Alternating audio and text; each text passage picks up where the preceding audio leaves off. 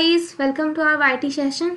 So in this video I tried to cover some important legal maxims and I'm sure you will get question from this video in your exam. So if you are new, so please subscribe and if you looking forward to study with us, so you can stay tuned with this channel. We will provide you complete course for your legal entrance exam, or you can follow us on Instagram.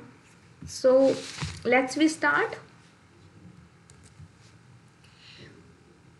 उबी जस इबी Remedium. सो ये Latin language में हमें legal Maxim's मिले हुए हैं। सो जैसे इंग्लिश में प्रोवर्ब्स होती है, हिंदी में कहावतें होती हैं, उसी तरीके से ये लॉ में लैटिन लैंग्वेज में कहावतें दी हुई हैं। सो इसमें ज़्यादा कुछ रिलेट करने का नहीं है, तो आप इनको स्टार्टिंग में पढ़ें तो आप इनसे घबराएं नहीं कि ये याद कैसे होंगी। आप इनको नोट डाउन करते चलें, तो बाद में जब आप 2-4 बार इन्हें रिवाइज कर लोगे तो ये अपने आप से ही याद होने लगेगी।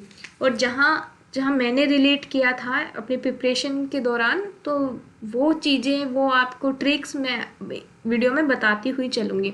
सो इबी और उबी को हम हिंदी में वहाँ और यहाँ के लिए यूज़ करते हैं, जैसे यहाँ और वहाँ। इंग्लिश में वेयर और देयर। सो इबी मीन्स वेयर और उबी मतलब देयर। सो जहाँ पे जस्ट वर्ड आ जाए लीगल मैक्सिम में, वहाँ आप जस्ट को रिलेट करेंगे जस्टिस से, लॉ से और राइट से। इसके 3 मीनिंग निकल के आते हैं। अब वहाँ पे देखें आप, या तो जस्टिस होगा मीनिंग में, या लॉ होगा, या राइट होगा। सो इबी जस्ट इबी, सॉरी उबी जस्ट इबी रेमेडियम, और रेमेडियम को आप रिलेट करें रेमेडी से। सो इसका मीनिंग है where there is a right there is a remedy, यानी कि जहाँ पे आपको राइट मिले हुए हैं वहाँ पे आपको रेमेडी भी दी हुई होगी।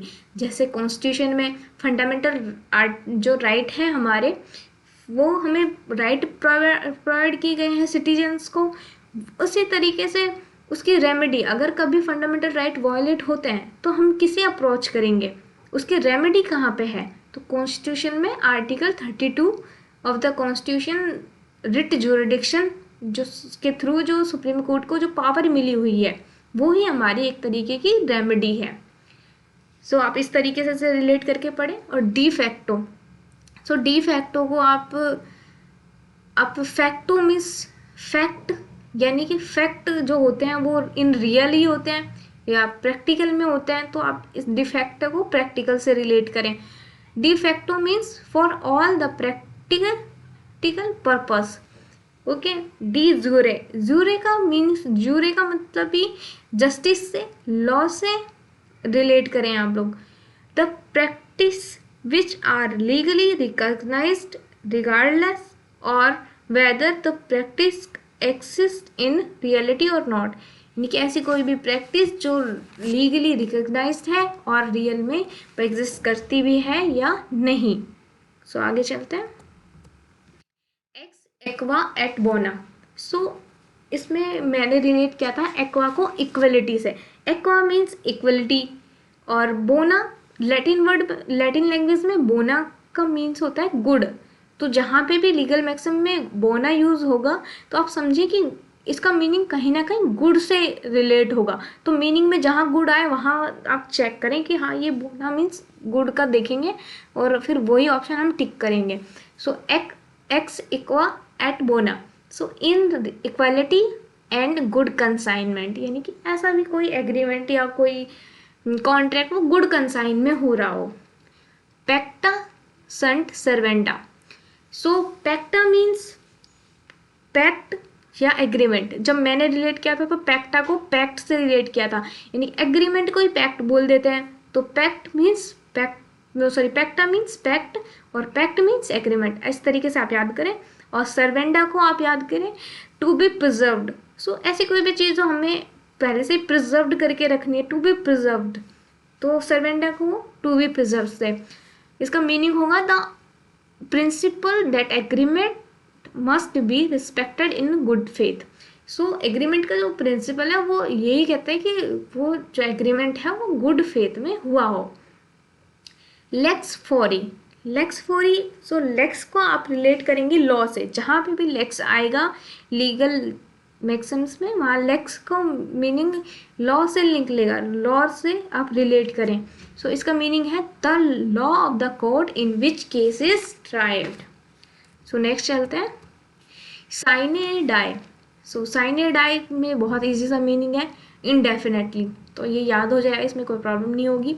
ऑडी अल्ट्रा पार्टम, सो ऑडी अल्ट्रा पार्टम में आप ऑडी को याद रखें, ऑडेबल, जो मैंने ऑडी को किया था, तो ऑडेबल, ऑडेबल यानी कि हियर्ड, यानी कि ऐसी कोई चीज़ जैसे सुना जा सकता है जो ऑडेबल है हमारे लिए।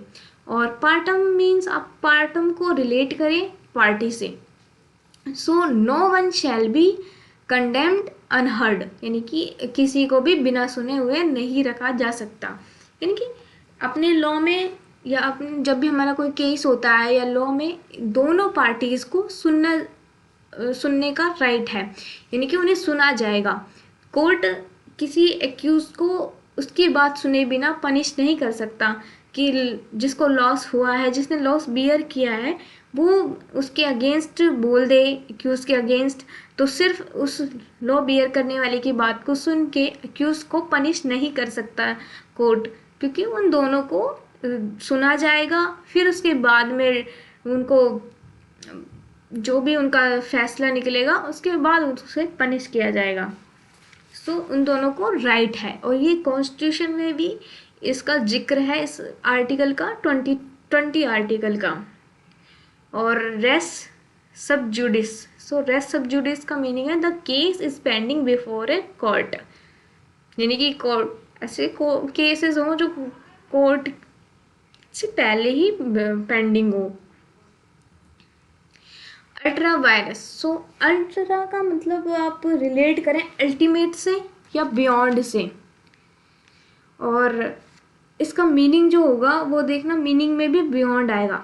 अल्टीमेट, ऐसी कोई चीज़ अल्टीमेट है या बियॉन्ड है, सो अल्ट्रा का रिलेट कर लिया आपने अल्टीमेट से या बियॉन्ड से, तो आपके मीनिंग में भी बियॉन्ड वर्ड है। An act beyond the authority against world at large, so ऐसा कोई एक्ट जो अगेंस्ट है किसी वर्ल्ड के या किसी अथॉरिटी के अगेंस्ट है, किसी लॉ के अगेंस्ट है, तो वो इसका मीनिंग हो जाएगा। Right in rem, so right in rem को आप यूज ऐसे याद करें कि a right available against world at large, यानी कि ऐसे कोई राइट आपको प्रोवाइड है जो आपके होल सोसाइटी के अगेंस्ट आपको मिले हुए हैं, क्योंकि आपके राइट को कोई वॉयलेट नहीं कर सकता, और करता है तो उसकी रेमेडी आपको मिली हुई है।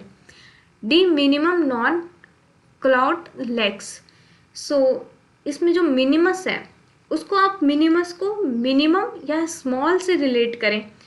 सो law would not take action on small and trifling matter, so जो लॉ है वो किसी स्मॉल मैटर पे कोई एक्शन नहीं लेता है, इसका मीनिंग ये हो गया।